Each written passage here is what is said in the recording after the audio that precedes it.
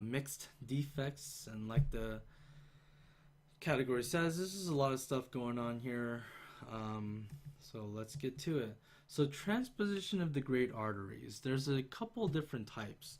Um, and the book oversimplifies it in that it doesn't even mention this type to the right, but just wanted to give you a heads up that all TGAs are not made equally. You may get this L-type one, which is a lot less severe of a situation, where you basically just have your right ventricle kicking out to the body, the left ventricle kicking out to the lungs.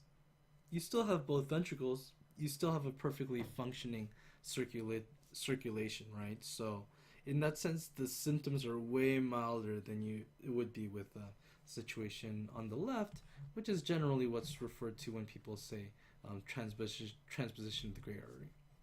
So what you're looking at here is two different circulations, right? Because you got blood that's coming from the body to the right ventricle and back to the body. Then back to the right ventricle, then back to the body, then back to the right ventricle, then back to the body, right? Then you have the left ventricle over here that's feeding the lungs. And then comes back from the lungs, back to left ventricle, and then that just kind of goes on, right? So there's just two different just two totally different parties going on here. Right? Right ventricle is going to the body, going back to the right ventricle. Left ventricle is going to the lungs, going back to the going back to the left ventricle, right? So the more that these two are separate, the worse it is, right? Because obviously this is not a helpful situation. So somehow we have to increase the mixing between these two systems. And you'll see that it's being done here at the ductus arteriosus, but it also could be done here as well at the foramen ovale, right? So just that's hopefully that's a kind of quick overview that helps you see where we're going here. More common in males, so for whatever reason.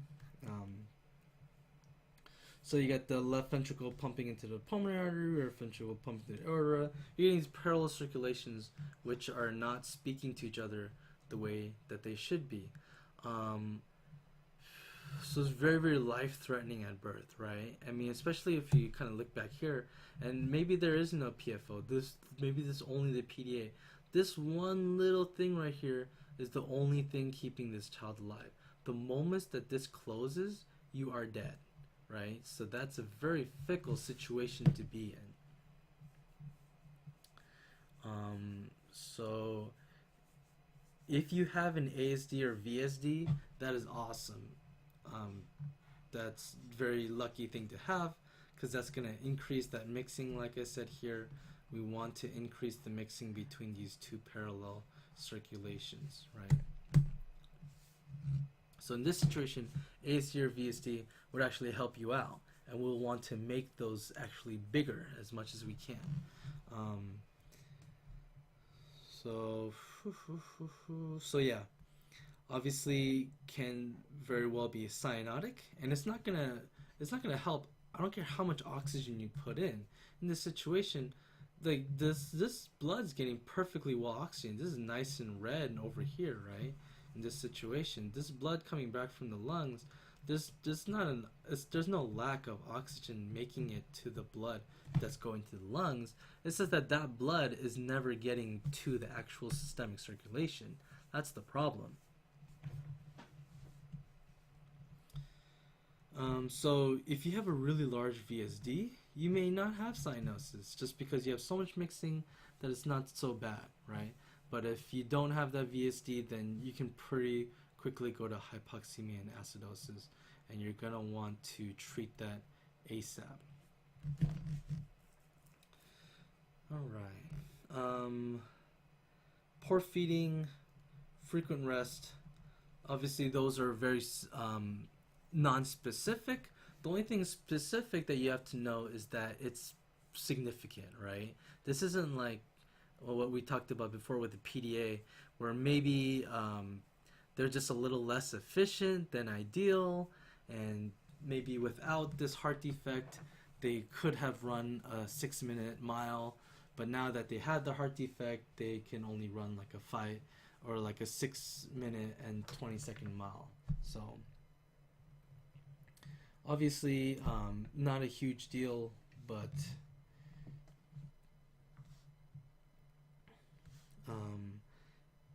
for milder defects, but for TGA, it's going to be a very big deal. Okay. All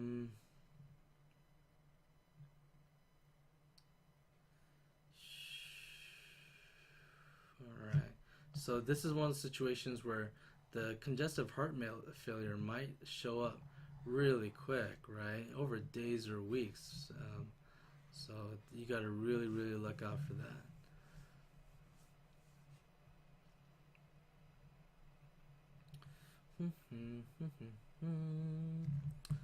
So yeah, systolic murmur. Obviously, there's no other murmur that you're gonna hear, right? A murmur means that there's like blood moving across some kind of like conduit, and I mean that would be great. We want blood to move across conduit. The problem is that there is no such conduit, right? So S2 is loud and heard as a single sound. Okay.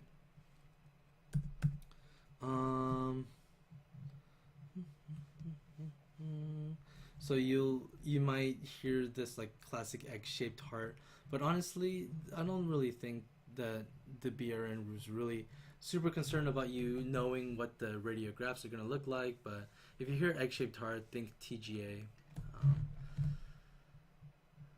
All right. ECG reveals right ventricular hypertrophy, and that makes sense, right? Because the right ventricle is not built to push blood out into the body. It's made to push blood out into the lungs. And in this new job, it's going to just have to try harder, and as it tries harder, it's going to just get bigger and bigger.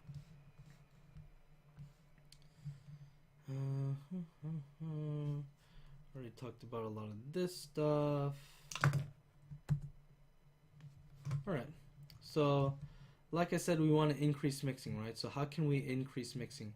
We can give PGE1 to keep the PDA open, or we can do a palliative balloon atrial septostomy to increase the atrial septal defect size, to keep the PFO open, right?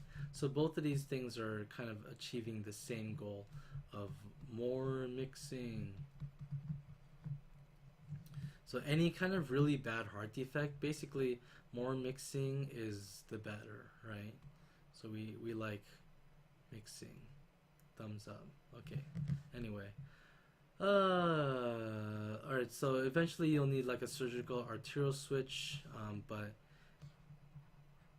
because I said, CHF, so like what we're saying, if we can wait and see, and we can let the infant grow a little bit until they can really tolerate surgery, we can do that for some of our milder defects.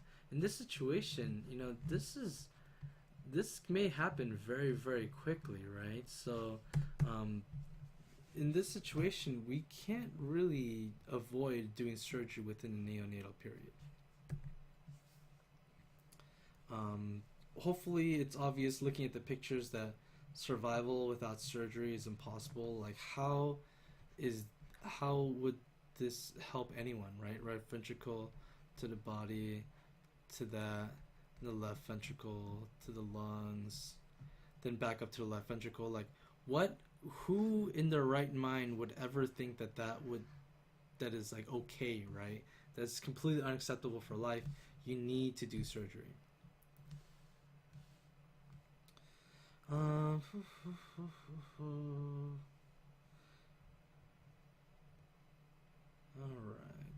So there's a lot of different complications here.